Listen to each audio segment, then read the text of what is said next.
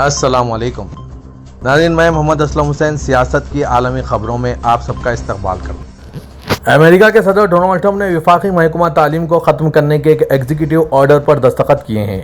یہ امریکہ میں دہائیوں پرانا مطالبہ ہے جس کے تحت تعلیمی اداروں کو وفاقی حکومت سے آزاد ریاستوں کے تحت چلایا جانا ہے۔ فرانسیسی خبر رساں NCAFP کے مطابق امریکی صدر ڈونلڈ ٹرمپ نے کہا کہ یہ حکم ایک بار اور ہمیشہ کے لیے وفاقی محکمہ تعلیم کو ختم کر دے گا۔ ہم اسے بند کرنے جا رہے ہیں اور اسے جلد از جلد بند کر دیں گے۔ اس سے ہمارا کوئی فائدہ نہیں ہو رہا ہے۔ ان کا کہنا تھا کہ ہم تعلیم کو ان ریاستوں میں واپس کرنے جا رہے ہیں جہاں سے اس کا تعلق ہے۔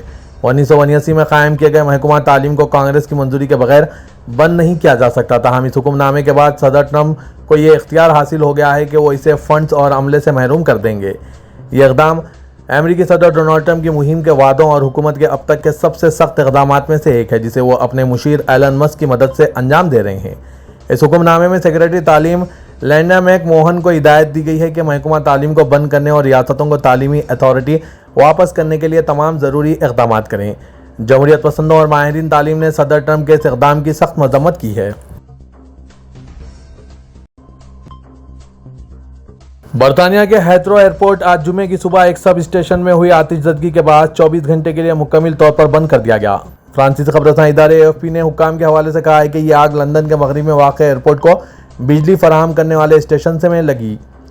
ہیترو ایئرپورٹ نے ایک بیان میں کہا ہے کہ آگ کی وجہ سے ایئرپورٹ کو بڑے پیمانے پر بجلی کی بندش کا سامنا ہے۔ بیان میں مزید کہا گیا ہے کہ ہمارے مسافروں اور ساتھیوں کی حفاظت یقینی بنانے کے لیے ہیترو ایئرپورٹ 21 مارچ کو بند ہے۔ مسافروں کو ہدایت دی گئی ہے کہ وہ ایئرپورٹ نہ آئیں اور مزید معلومات کے لیے اپنی ایئر لائن سے رابطہ کریں۔ ہم اس تکالیف کے لیے معذرت خواہ ہیں۔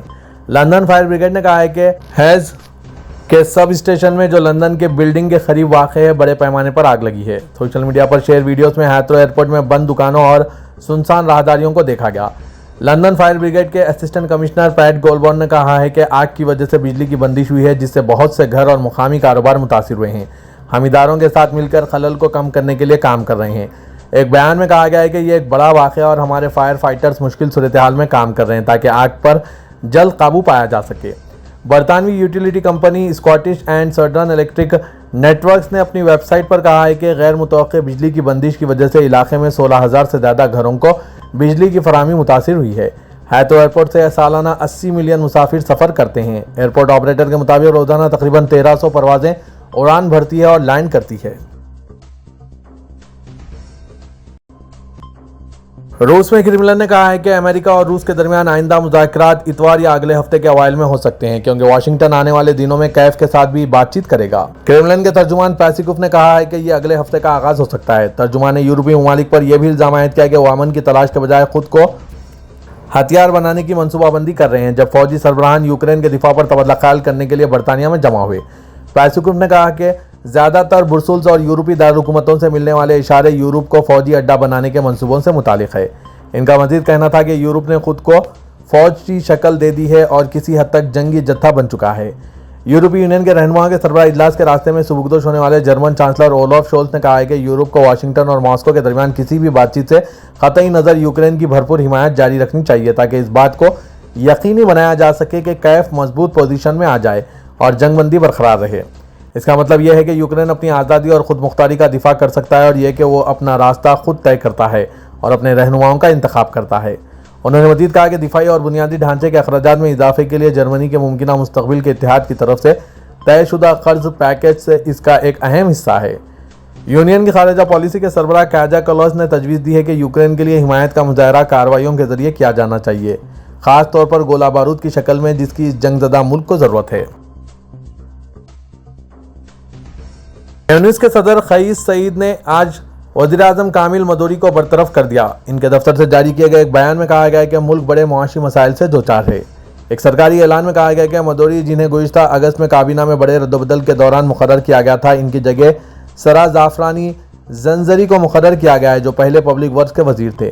سعید نے حالیہ ہفتوں میں حکومت کی کارکردگی پر عدم اطمینان کا اظہار کیا۔ تیونس شدید معاشی اور مالی مشکلات کا شکار ہے جس کی وجہ سے سست شرح نمو اور بے روزگاری بڑھ رہی ہے۔ وزراء اور ججوں کو برطرف کرنے کے مکمل اختیارات رکھنے والے صدر نے اگست 2024 میں مدوری کو وزیر اعظم مقرر کیا تھا۔ اس وقت انہوں نے 19 دیگر وزراء کو بھی تبدیل کر دیا تھا اور اپنے فیصلوں کو ریاست کے اعلیٰ مفاد اور قومی سلامتی کی ضروریات کا حوالہ دیتے ہوئے درست ٹھہرایا تھا۔ سعید 2019 میں صدر بنے تھے اور تونس واحد جمہوریت تھی عرب بہار سے ابھری تھی۔ انہوں نے 2021 میں بڑے پیمانے پر اقتدار پر قبضہ کیا، جس کے بارے میں ناقدین کا کہنا ہے کہ اس سے جمہوری آزادیوں اور حقوق میں کمی واقع ہوئی ہے، لیکن سعید کے محافظوں کا کہنا ہے کہ انہوں نے تونس میں کئی دہائیوں سے جاری بدعنوانی اور نااہلی کے خلاف لڑنے کے اپنے وعدے کا احترام کیا۔ اس کے باوجود 1 کروڑ 20 لاکھ سے زائد آبادی والے شمالی افریقی ملک کو دودھ، چینی اور آٹے جیسی بنیادی اشیاء کی قلت کا سامنا ہے اور بے روزگاری بہت زیادہ ہے۔ ایرانی سپریم لیڈر آیت اللہ خامنئی نے امریکہ اور اسرائیل کو سخت وارننگ دیتے ہوئے کہا ہے کہ ایران کسی پراکسی جنگ میں ملوث نہیں اور یمنی حوثیوں کے حملوں سے اس کا کوئی تعلق نہیں ہے۔ اگر امریکہ نے اس بہانے ایران کے خلاف کوئی قدم اٹھایا تو اسے سنگین نتائج کا سامنا کرنا پڑے گا۔ سپریم لیڈر آیت اللہ خامنئی نے سماجی رابطے کی ویب سائٹ ایکس پر جاری اپنے بیان میں خبردار کیا کہ اگر امریکہ یا کسی اور ملک نے ایران کے خلاف کوئی مذموم ارادہ رکھا تو اسے منہ توڑ جواب دیا جائے گا۔ نئے سال کی سالانہ تقریب سے خطاب کرتے ہوئے آیت اللہ خامنئی نے کہا ہے کہ امریکہ یمن کے حوثی گروپ کو ایرانی پراکسی قرار دے کر بڑی غلطی کر رہا ہے۔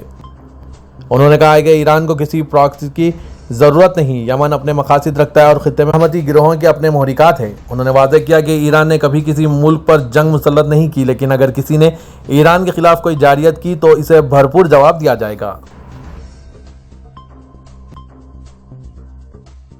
اسرائیل میں وزیراعظم بنیامین نتنیاہو کے خلاف عوامی غصہ بڑھتا جا رہا ہے۔ مسلسل تیسرے دن مظاہروں کا سلسلہ جاری رہا، جن میں ہزاروں افراد شریک ہوئے۔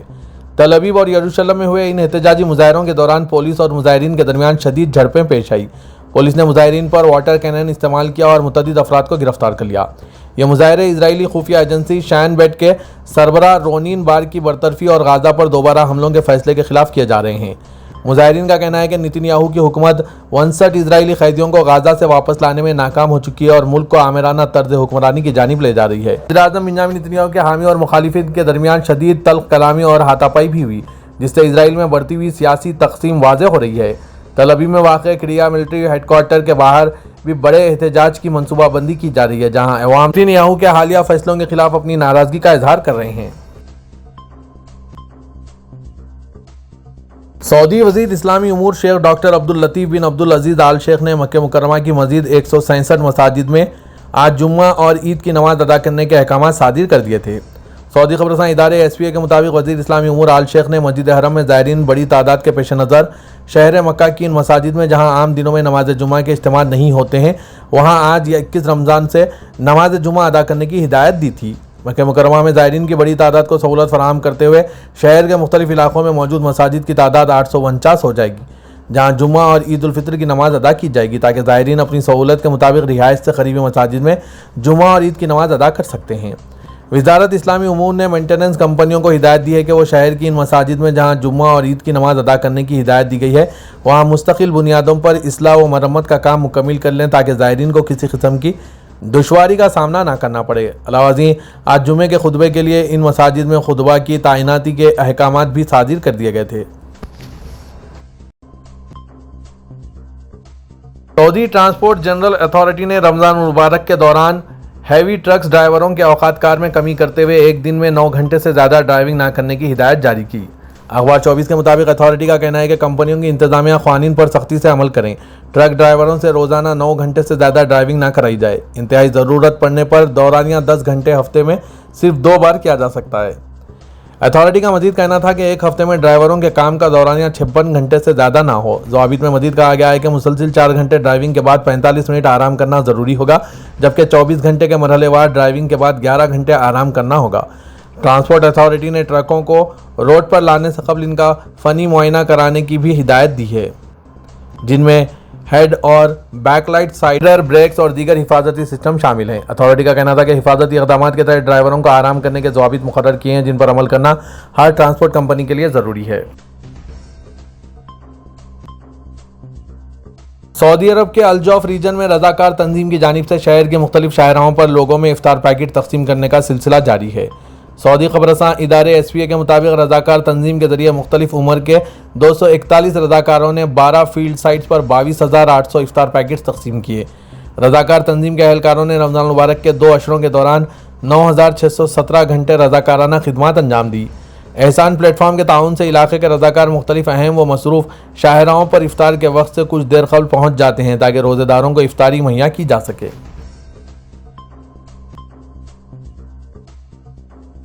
ادارے امور حرمین کے زیر انتظام مسجد حرم میں شروع کی گئی نمائش اول بیت یعنی پہلا گھر، جس میں آنے والے زائرین کی تعداد 1 لاکھ سے تجاوز کر گئی۔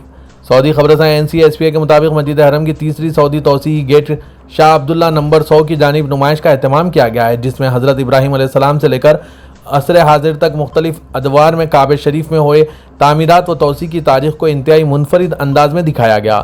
انتظامیہ کی جانب سے نمائش میں آنے والوں کی سہولت کے لیے 10 زبانوں میں ترجمے کی سہولت بھی فراہم کی گئی تاکہ ان ممالک کے زائرین کو درست اور جامع معلومات ان کی زبان میں فراہم کی جا سکے۔